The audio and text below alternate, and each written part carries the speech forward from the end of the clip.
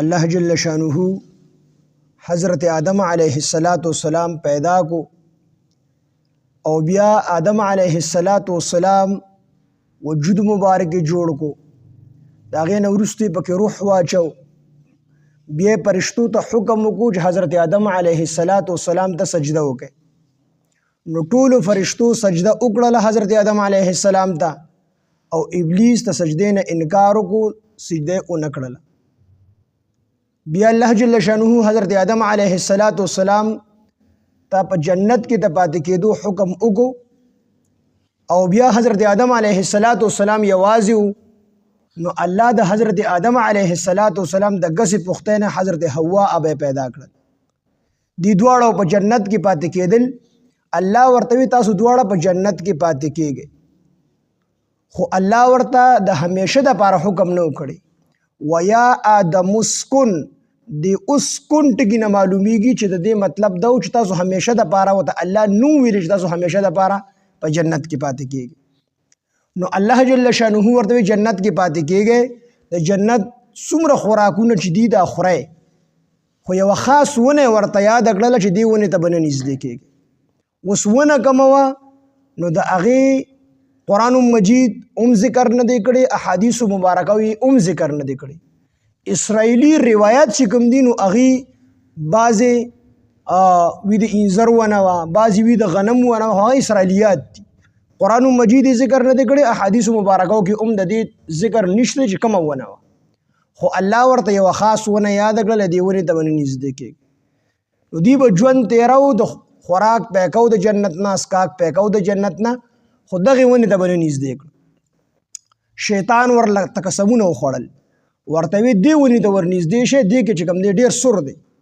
چې د دې ونې نه خوراک وکئ نو تاسو به یا پرشتې شئ او یا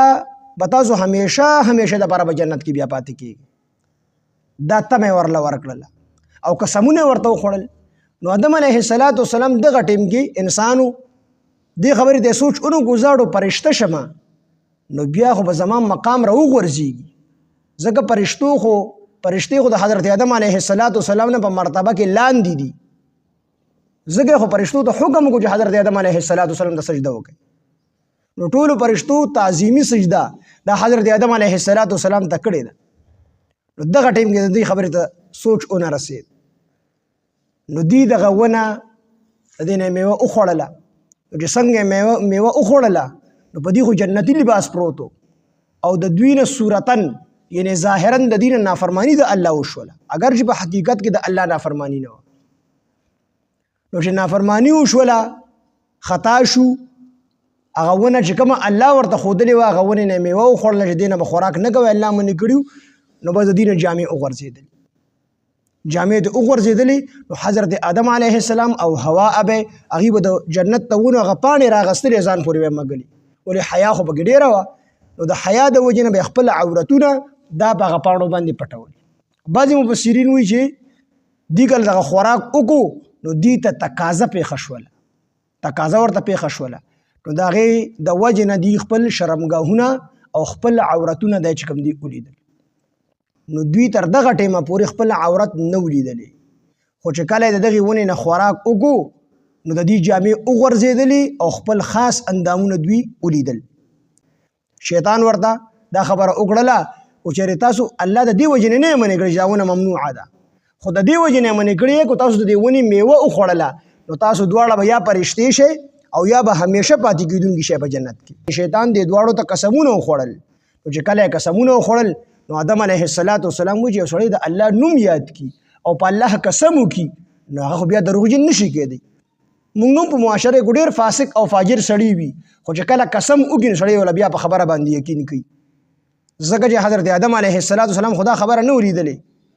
چې دنیا کې به خلک په دروغه باندې هم سوګند کړي اوس خو کوي خلک د یار دوست په هم قسم کوي په عدالت کې په دروغه باندې قسم کوي نو آدم علیہ السلام خدا نه ولیدلې نو آدم علیہ السلام وایي چې د الله نوم به یو سړی اخلي او په دروغه باندې به اخلي نو هغه به فورا یقین وکړو تاسو زه نصیحت کوم خپل شرمګاهونه ورته ښکاره شو چې کله د شیطان ورله دوکه ورکړله که نه شیطان ورته وی چې یا به پرشتې شئ او یا به چې کوم دی همیشه اوسېدونکي شئ په جنت کې چې قسمونه ورته وخوړل نو فدلاهما نو دې دواړه مایل کړل بغرور په دوکې سره مایل کړل. فلما ذاق الشجرة پس هر کله چې دې سکنه وکړه د خاص ونې نه بدت نو ښکاره شو لهما دې دواړو ته یعنې آدم علیه السلام او حوا ابۍ ته سوآتهما خپل شرمګاهونه. تر دغه وخته پورې دي خپل شرمګاهونو ته نه وو کتلی. د جنت ته ونو پاڼې په خپل ځان پورې نښلولې چې زموږ عورتونه پټ شي د حیا د وجې نه. تاسو خو ما په اول کې ویل چې شیطان تا ته سجده نه ده کړې، ستا د سجدې نه انکار کړی دی، ته کمزورې ګڼلې، خپل ځان یې چې کوم دی اوچت ګڼلی دی، تکبر یې کړی دی. تاسو ته خو ما ویلو چې دا شیطان ستاسو ښکاره دشمن دی. نو تاسو بیا ولې دغه خبره ومنله چې دا خبره ورته الله وکړله. نو قاله نو آدم علیه السلام او حوا به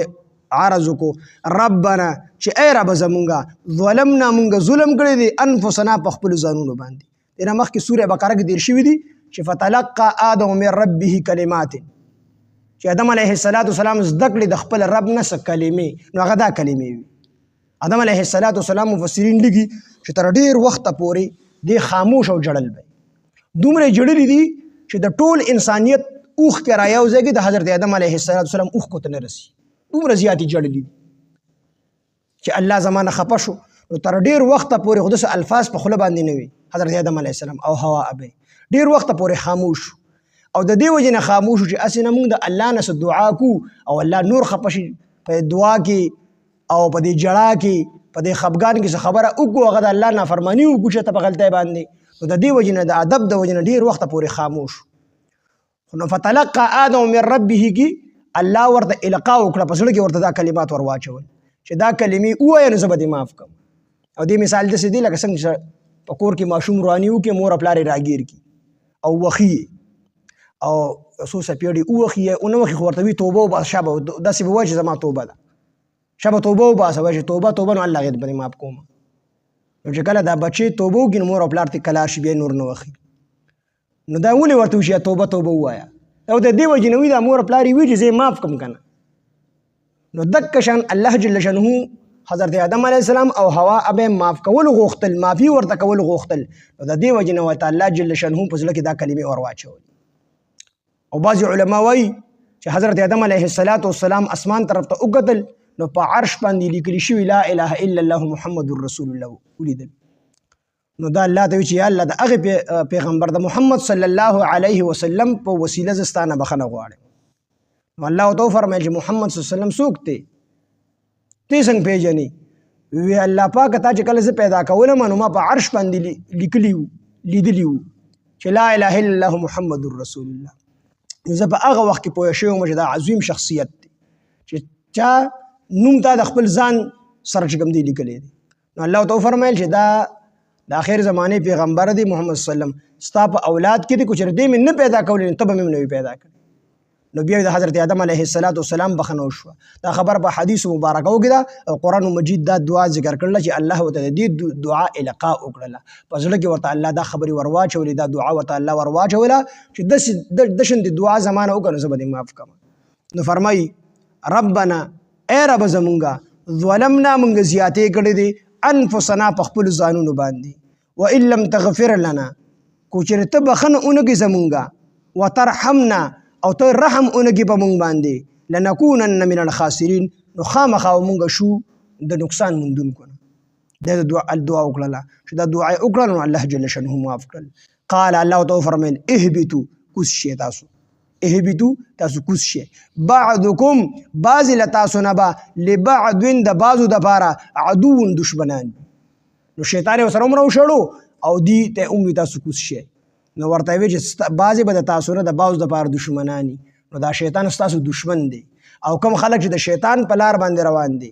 نو هغه هم ستاسو دشمنان دي. خو تر هغې پورې ستاسو دشمنان دي دغه دشمني عارضي ده چې تر څو پورې دي راه راست نه دي راغلي توبه یې نه ده ایستلې. خو یو کافر توبه وباسه نو بیا سره زموږ دشمني نشته دی، خو تر کومې پورې چې دی کافر دی نو دا د مسلمان دشمن دی.